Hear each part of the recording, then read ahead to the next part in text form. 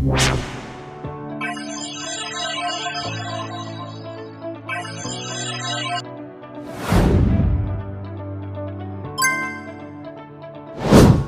сынып жетекші байқауы.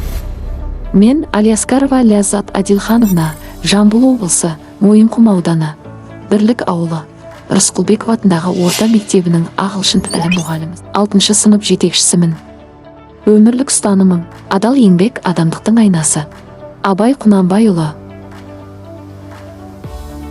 Педагогикалық ұстанымым: адам баласы адам баласынан ақыл, ғылым, ар, мінез деген нәрселермен озат.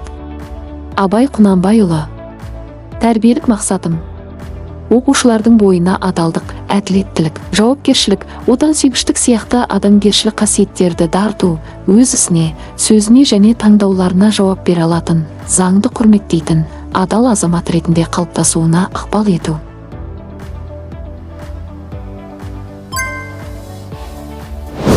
Сыныпта 20 оқушы. Оның 6-ы қыз, 14 ұл. Үздігі 7, екпіндісі 8, орташасы 5. Менің сыныбым менің мақтанышым. Себебі менің сыныбым бір-біріне қолдау көрсететін, ашық және талантты оқушылардан құралған ерекше ұжым.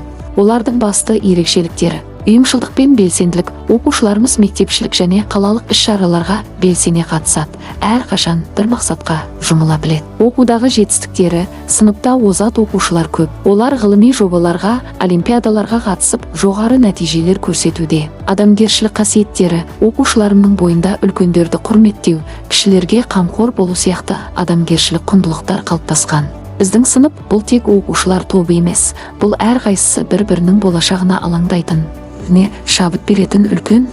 Олар әрқашан жаңа білімге ұмтылады және мектебіміздің мақтанышы болуға тырысады.